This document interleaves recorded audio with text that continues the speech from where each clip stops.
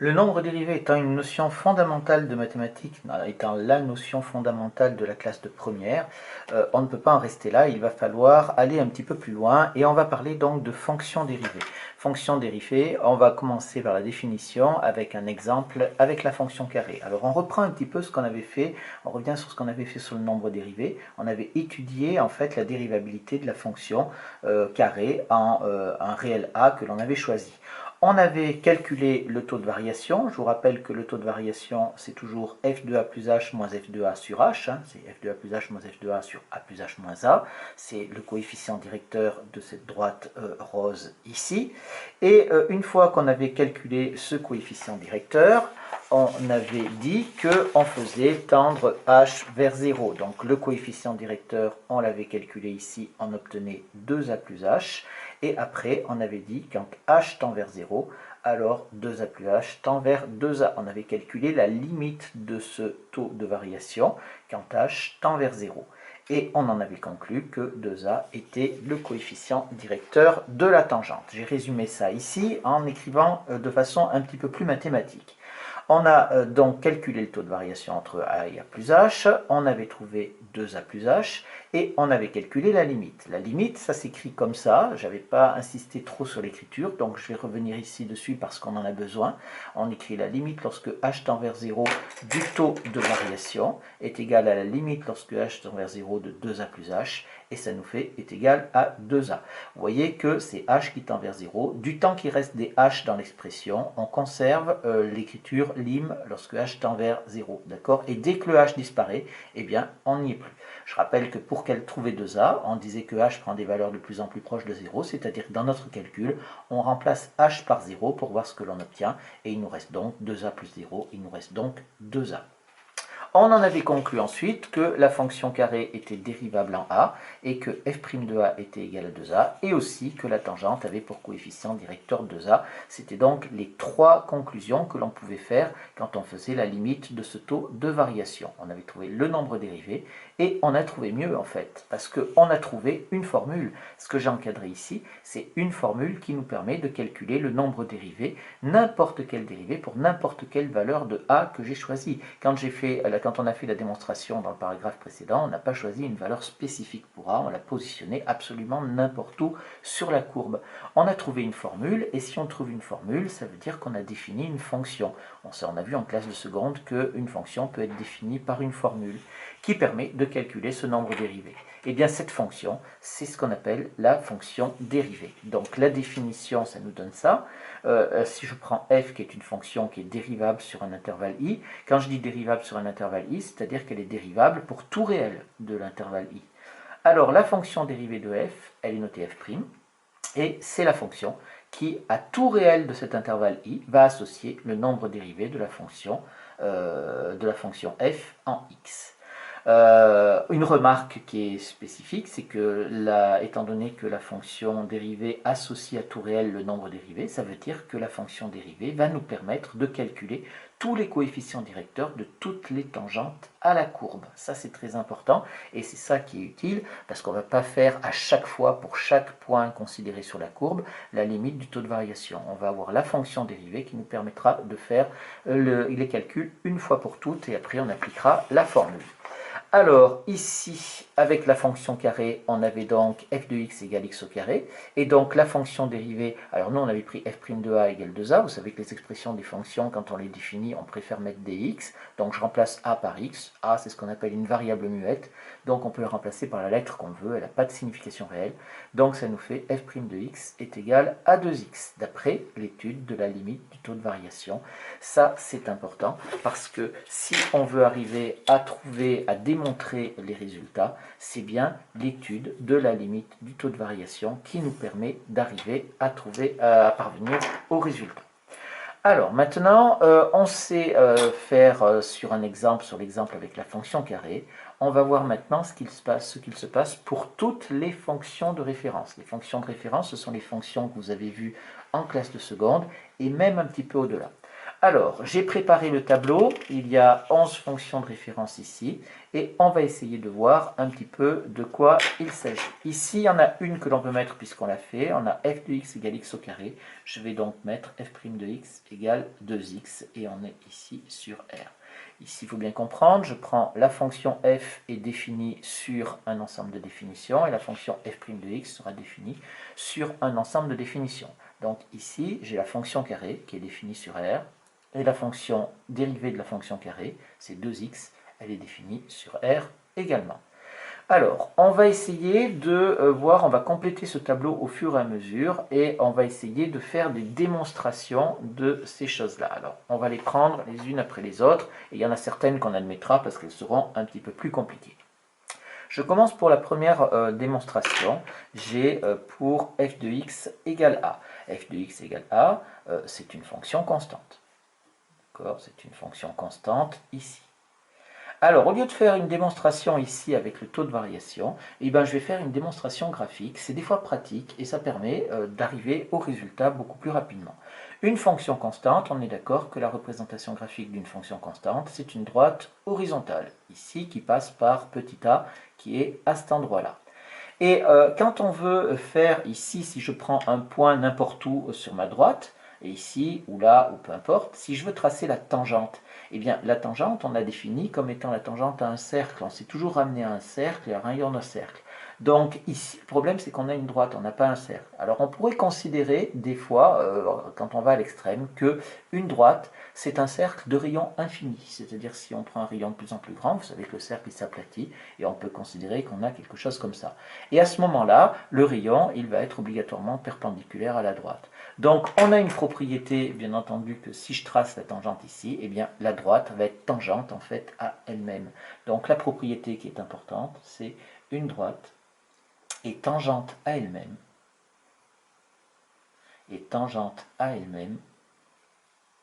en chacun de ses points. Ça, c'est valable pour n'importe quelle droite, en chacun de ces points. Voilà. Donc, ici, qu'est-ce qu'on va avoir? Eh bien, on va avoir cette droite qui va être tangente à elle-même en chacun de ces points. Donc, quelle que soit la valeur de x que je prends, si je trace la tangente, eh bien, la tangente, ça sera cette droite elle-même. Et la tangente, la droite étant horizontale, elle a pour coefficient directeur 0. La droite étant horizontale,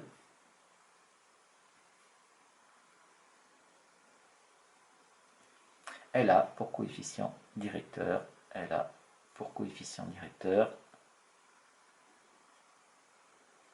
0. Et ça, quel que soit l'endroit où on puisse se placer.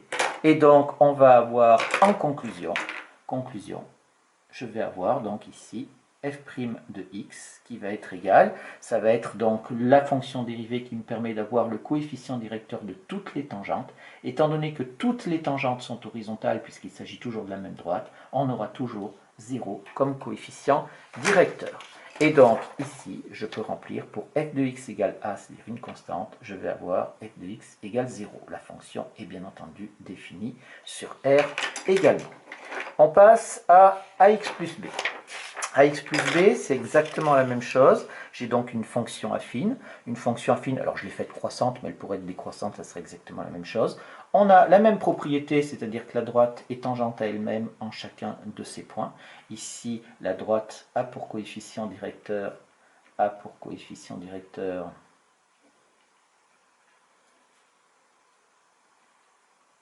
petit a. Donc, on a donc pour tout x, ça c'est pour tout x, pour tout x appartenant à R, je vais avoir f' de x. Et bien f' de x, quel que soit le point que je prenne, le réel que je puisse prendre ici sur l'axe des abscisses, ça va me donner un point sur la droite, mais la tangente sera toujours la même droite, c'est-à-dire de coefficient a. Et donc le dérivé, ça va être petit a, c'est-à-dire le coefficient directeur de la droite. Donc ici, ça nous fait a, et ici, c'est donc sur R. Ensuite, on prend f de x égale x. F de x égale x, ah ben là, c'est très très simple. Ici, c'est une fonction affine. Donc, en fait, si c'est une fonction affine, on peut se rapporter à l'exemple précédent. D'accord? Le point f de x est égal à 1x plus 0. Et donc ici, d'après le résultat précédent, eh bien, je vais avoir la dérivée donc de f' de x. Donc, si j'ai f de x égale x, je vais avoir f' de x est égal à 1. Alors ça, c'est un résultat qui est très important. Des fois, on ne l'écrit pas parce que c'est un cas particulier de celui-là. C'est le cas particulier où a est égal à 1 et b est égal à 0. Mais c'est quelque chose qui est très utile et en fait, on l'utilisera tout le temps quand on dérive. On ne passera pratiquement jamais par les fonctions affines. On dira que c'est a multiplié par x et plus b. On fera tout séparément. Vous verrez ça dans le prochain paragraphe. Alors, x au carré, la fonction carré, c'est fait. J'ai oublié de dire ici qu'on est bien entendu sur R également. La fonction carré, c'est fait. On va voir maintenant pour la fonction cube. Alors là, ça se complique un petit peu. Alors, on avait fait ici, pour la fonction cube, donc on a f de x égale x au cube, on a besoin de quelque chose de particulier, on a besoin d'une identité remarquable de degré 3. Les identités remarquables, vous les connaissez de degré 2, on les a revues quand on a fait les trinômes du second degré, et on peut aller jusqu'au degré 3, et au degré, bien entendu, plus élevé que vous verrez en terminale. Alors, cette identité remarquable, je vous la donne. A plus b au cube est égal à a au cube plus 3a au carré b plus 3ab au carré plus b au cube. Et si vous voulez la démontrer, c'est très facile. Hein, il suffit de faire une double distributivité avec cette chose-là, en disant que a plus b au cube, c'est égal à a plus b facteur de a plus b au carré, etc. Vous faites le calcul, ça vous entraînera, et ça marche sans aucune difficulté. Alors, maintenant, j'ai ma fonction qui est définie sur R, et je prends donc qui appartient à R n'importe où, et je calcule mon taux de variation de la fonction. J'ai f de x égale x au cube, donc ça va me faire ici a plus h au cube, moins a au cube, sur h. Hein, l'image de a plus h par la fonction cube, c'est a plus h au cube. Maintenant, j'utilise mon identité remarquable. Donc, ça me fait ici, je vais avoir le tout sur h.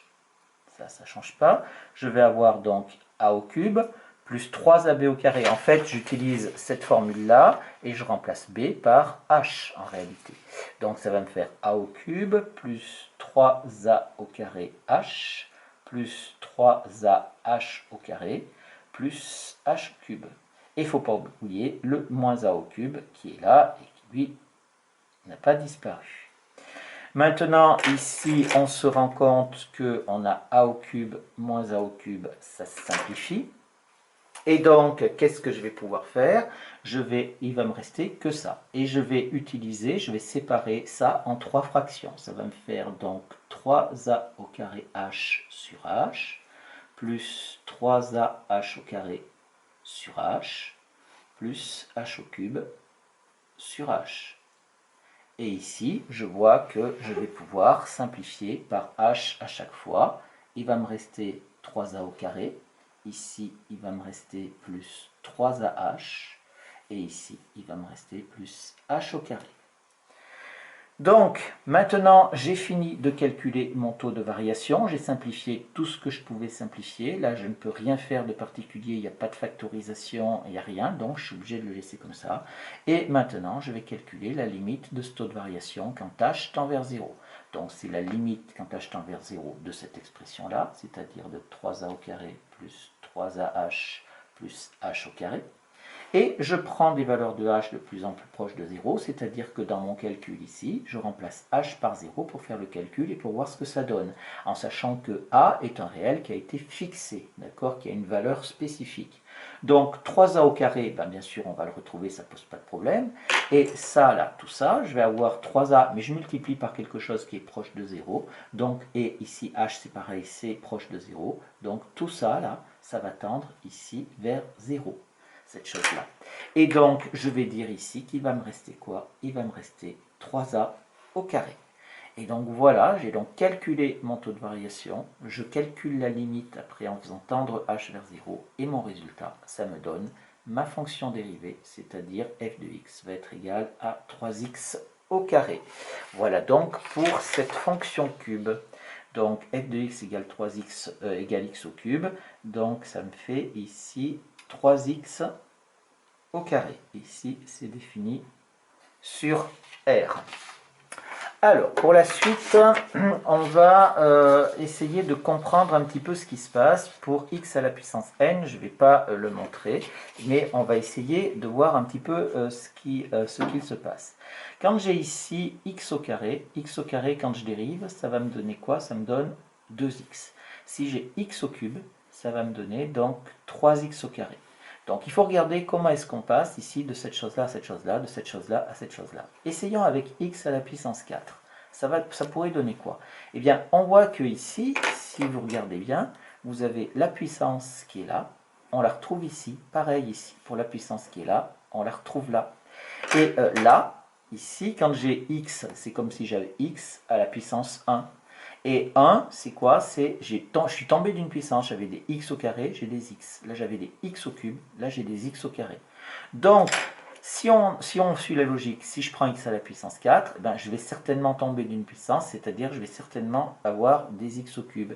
Et combien je vais en avoir, des x au cube? Eh bien, je vais avoir ce qu'il y a devant, c'est-à-dire la puissance que j'avais là, c'est-à-dire ma puissance qui est ici. Et je vais obtenir donc que je vais retrouver ici, c'est-à-dire 4x au cube. Voilà un petit peu comment ça va marcher. Et donc si je fais x à la puissance n, c'est la même chose, ça va me donner quoi?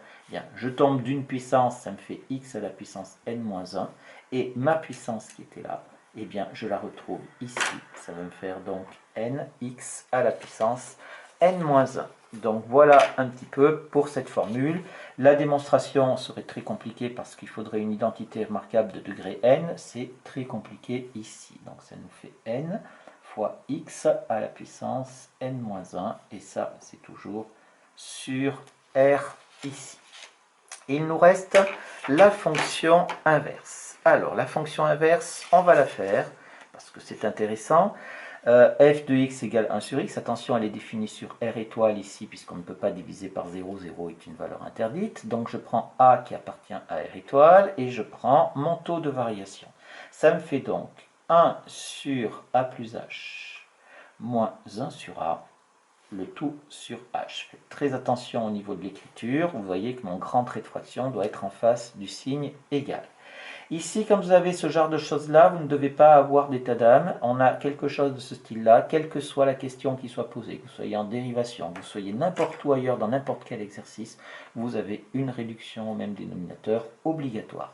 Donc, on réduit au même dénominateur en haut. Je rappelle que si ça peut vous aider pour la réduction au même dénominateur, moi c'est comme ça que je la prends en seconde. Je fais ici quelque chose qui ressemble un peu à un produit en croix, mais qui n'en est pas, parce que le produit en croix, il faudrait un égal au milieu. Et je vais avoir ici, ça me fait A facteur de A plus H, c'est-à-dire que les dénominateurs se multiplient entre eux. Et après, je prends ma lecture en haut, à partir de gauche à droite. Donc j'ai mon 1 qui va être, on voit bien que le 1, la flèche le ramène avec le A, et ici, je suis obligé de passer par la croix, donc ça fait 1 fois A.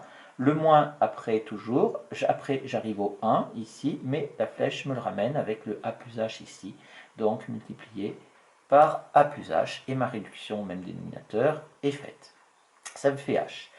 Ici, maintenant, au lieu de diviser par H, alors je vais le réécrire de façon peut-être un petit peu plus claire, je vais aller un petit peu en dessous. Ça va nous faire donc est égal, alors j'ai toujours sur H, et au-dessus, je vais le faire un petit peu plus grand, je vais avoir donc A moins A plus H sur H, sur A facteur de A plus H, pardon, ici. Et bien entendu, qu'est-ce que je vais faire? A moins A plus H, il me reste juste que H, pardon, sur A facteur de A plus H. Et ici, au lieu de dire que je divise par H, je vais dire que je multiplie par l'inverse, c'est-à-dire par 1 sur H. Et en faisant ça, je me rends compte que je peux simplifier ici par H. Et il va me rester, pour mon taux de variation, il va me rester est égal, alors excusez-moi, j'ai fait une petite erreur, j'avais A moins H, c'était moins H, j'avais oublié le moins ici, et il va me rester donc moins 1 ici sur A facteur de A plus H. j'ai terminé le calcul de mon taux de variation en utilisant une réduction au même dénominateur. Faites très attention, c'est un outil extrêmement important. Il est aussi important que la factorisation. Donc il faut impérativement que vous le maîtrisiez.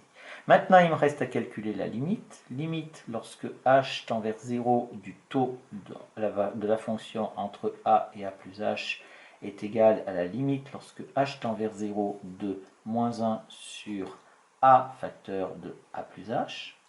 Ça va faire quoi ici? Eh bien, je me rends compte que mon a plus h ici, si je prends ce qu'il y a dans cette parenthèse, ça va tendre vers a, puisque h tend vers 0, donc je remplace h par 0 dans le calcul, et il va me rester donc ici, ça va faire moins 1 sur, ici je vais avoir a fois a, la parenthèse, dans la parenthèse ça va faire a, ça nous fait moins 1 sur a au carré. Et donc conclusion, je vais avoir donc f' de x qui est égal à moins 1 sur x au carré.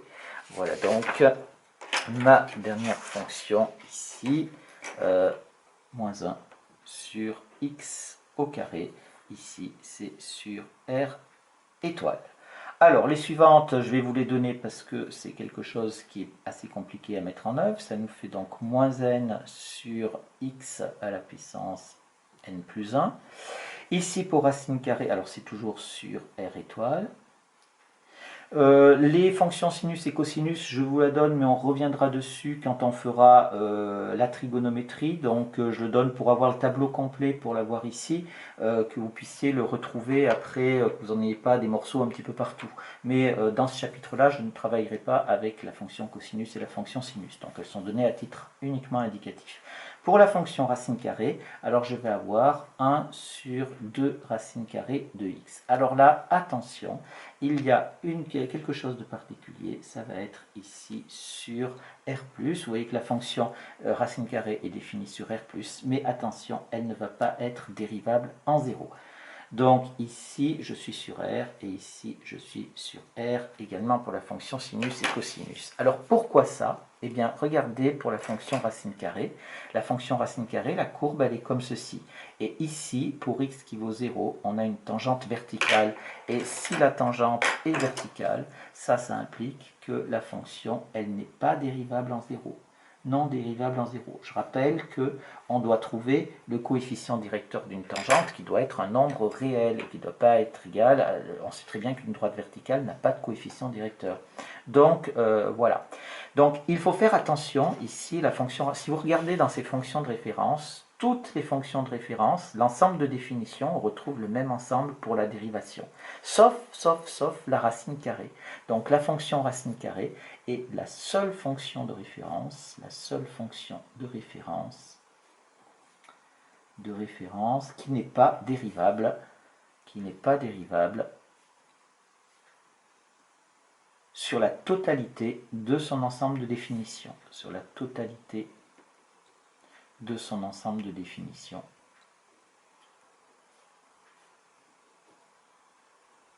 Et donc, il faudra faire très attention dès qu'il y aura une racine carrée.